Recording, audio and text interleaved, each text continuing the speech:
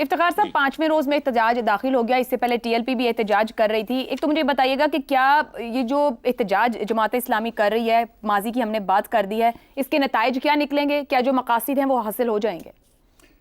مقاصد حاصل نہیں ہوں گے، کوئی فرق نہیں پڑے گا، لیکن انہوں نے اپنا وہ کردار ادا کر دیا جو ایک سیاسی پارٹی کو کرنا چاہیے، اور انہوں نے جو مطالبات ہیں اپنے 10 ان کو آئیڈینٹیفائی کر دیا کہ فوری طور پہ پاکستان کے عوام کو کن 10 مسائل کا ان کے حوالے سے یہ کتنے قابل عمل ہیں؟ کرنا سب قابل عمل ہے، سب بالکل. اگر آج طے کر لیا جائے کہ 1500 سی سی اور 1600 سی سی سے زیادہ گاڑی پاکستان میں چل ہی نہیں سکتی، تمام گاڑیاں اگلے 3 مہینے کے اندر بین ختم، کیا اس میں ناممکن ہے؟ یہی ہوگا نا جو حشر آپ نے کیا اپنے پرائم منسٹر کا. اس پرائم منسٹر نے کیا کہا تھا؟ اس کا جرم، سب سے بڑا جرم اس کا یہ تھا کہ اس نے پارلیمنٹ میں کھڑے ہو کے کہا کہ 1300 سی سی گاڑی چاہیے اور یہ سب استعمال کریں گے. تو اس کو اپنی وزارت مگر پارلیمنٹ میں 2% ووٹ لینے والی یہ جماعت بات کر رہی ہے، باقی سب نہیں یہ بات کر رہے ہیں. نہیں، آپ سوال پہلے یہ طے کر لیں کہ 2% پر سوال کرنا ہے. آپ یہ طے کر لیں کہ آپ نے سنجیدہ بات کرنی ہے. سنجیدہ بات یہ ہے کہ بالکل صحیح مطالبات ہیں یہ 10 مطالبات، اور بھی ہیں، ٹھیک ہے، پاکستان کے عوام کے ایشوز اور بھی ہیں، لیکن یہ 10 مطالبات کہ جس طرح حسن نثار جیسا انقلابی حمایت کر رہا ہے، میں بھی حمایت کرتا ہوں. آپ دونوں تو دھرنے میں پہلے جائیں. میں بالکل جائیں گے، بالکل جائیں گے. مطلب مذاق ہے؟ اس ملک میں کیا ہو رہا ہے؟ اس ملک میں سنو میری بات غور سے، جی جی، وزیر کے پاس جو گاڑی ہے وہ کم سی سی کی ہے، ہاں، اور کمشنر کے پاس گاڑی جو ہے زیادہ سی سی کی ہے. یہ کیا چلا رہے ہیں ہم سسٹم؟ نئی درخواستیں ڈالی گئی اور گاڑیوں وہ اپنی جگہ، لیکن میرے پہلے سوال کا تو جواب دیں. میں کہتا ہوں بالکل پہلا مطالبہ صحیح ہے کہ مفت کی بجلی، مفت کا پیٹرول، مفت کی گاڑی بند کرو اور دیکھو کتنا فائدہ پہنچتا ہے. دوسرا ان کا مطالبہ ہے مہنگائی میں کمی. عجیب بات ہے، مرغی کا ریٹ آج 210 ہے، اگلے دن 320 ہے. 210 روپے کلو مرغی جو بکری ہے وہ 310 پہ کیسے پہنچی؟ کیا اس رات میں جو وہ دانہ چکتی تھی کھاتی تھی وہ مہنگا ہو گیا؟ باردانہ مہنگا ہو گیا؟ باردانے کی ٹرانسپورٹ مہنگی ہوگی یا اس کی نسل مہنگی ہوگی؟ کیا ہو رہا ہے؟ یہ تماشا نہیں ہے تو اور کیا ہے؟ ہر جگہ پہ مافیا آپ لوگوں نے بٹھایا ہوا ہے. اگر کوئی بھی پاکستان کے اندر حقیقی طور پہ ان مافیاز کے خلاف لڑنا چاہتا ہے تو میں اس کا سپاہی ہوں. ٹھیک ہو گیا. تنگ کر دیے، ہماری زندگیاں حرام کر دی ہیں لوگوں نے. اگلا سوال آپ کا ہے، آپ کا اگلا سوال ہے کیا جماعت اسلامی انہی مقاصد کے لیے مزید؟ پتہ نہیں آپ کو یہ کون پٹی پڑھاتا ہے، ہر آدمی کی نیت پر آپ شک کرتے ہیں.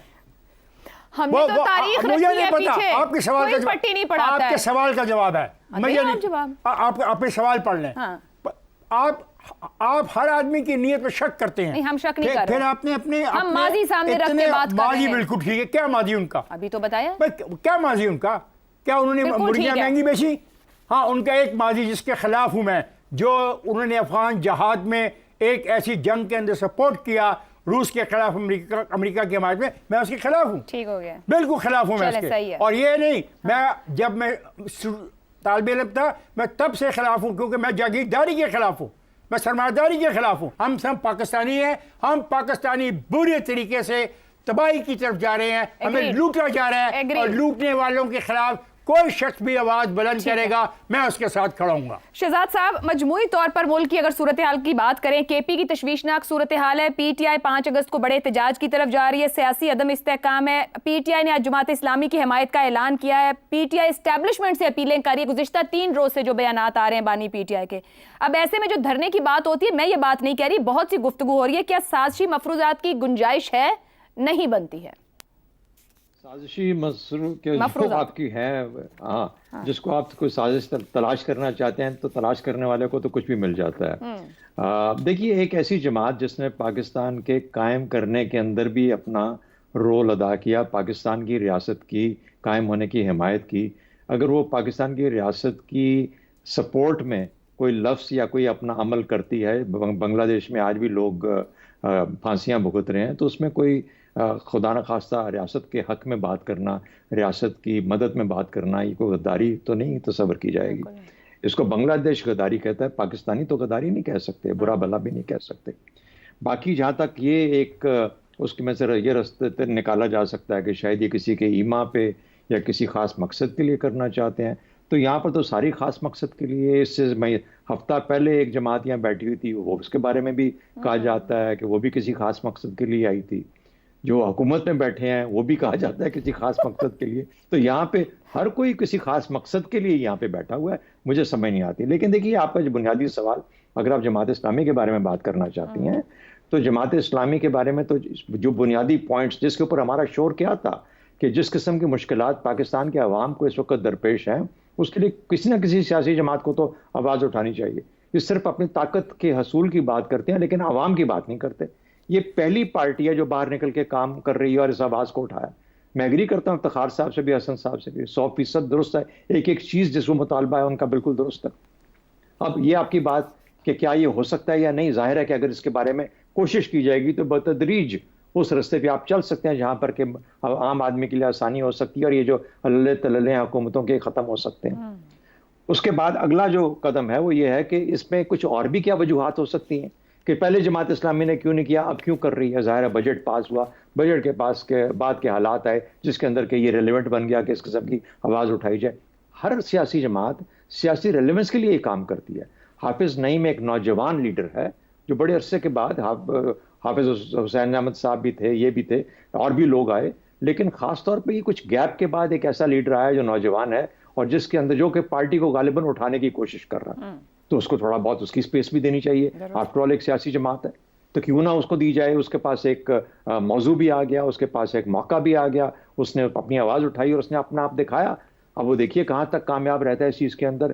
اس میں بھی کوئی حقیقت نہیں ہے کہ تاریخی طور پر یہ جماعت کا کوئی انتخابی عمل دخل میں کو بہت زیادہ اس کا ایفیکٹ نہیں ہوا، لیکن ایک تنظیمی جماعت کے طور پر، ایک آواز کے طور پر اس نے اپنی ہمیشہ اپنی اہمیت اجاگر کی کراچی کے اندر. اور پھر اب کراچی کے اندر جو سپیس کریٹ ہوئی ہے، پولیٹیکل سپیس، نہ اس کو پیپلز پارٹی بھر پا رہی ہے مکمل طور پہ، نہ ایم کیو ایم واپس اپنا حاصل کر پا رہی ہے، پی ٹی آئی کو زائل دوبارہ ہو گئی وہاں پہ. تو اب سپیس کریٹ ہوئی. اس سپیس کو جب آپ یہاں سے شروع کریں گے تو کراچی کے اندر حافظ نعیم نے جو کام کیا اس کی ایک ری انفورس ہو جاتی ہے، اس کی ایبلٹی، اس کی یہ قابلیت کہ وہ کراچی کے اندر اپنا رول ادا کر سکتا ہے. تو ایک سیاسی پس منظر بھی ہے اس ساری چیز کا، اس کو بھی ہمیں مد نظر رکھنا ہے. ہر چیز کو آرام میں لا کے کسی اور چیز کے ساتھ ملا لینا، میرے خیال میں یہ بھی تو پاکستانیوں کو سوچنا پڑے گا کہ کہیں ہمیں رکنا چاہیے. اور یہ بھی دیکھو جو سامنے نظر آتی ہے اس کو دیکھ لو. ضروری نہیں کہ پچھلے 10 پردوں میں جا کے 11ویں پردے کے پیچھے سے جا کے، اتنی دانش مجھ میں نہیں ہے. جہاں جہاں ہے وہاں ضرور ایسی بات ہوتی ہے، لیکن کہنے کا مطلب یہ ہے جو پاسبلٹیز ہیں جو سامنے نظر آتی ہیں، ایک مقصد ٹھیک ہے، آواز ٹھیک ہے، اور اس کے اندر جو باقی ان کے اپنے سیاسی عوامل ہیں وہ بھی جائز ہیں، تو پھر اس میں خرابی کس چیز کی ہے؟ ٹھیک ہے جی.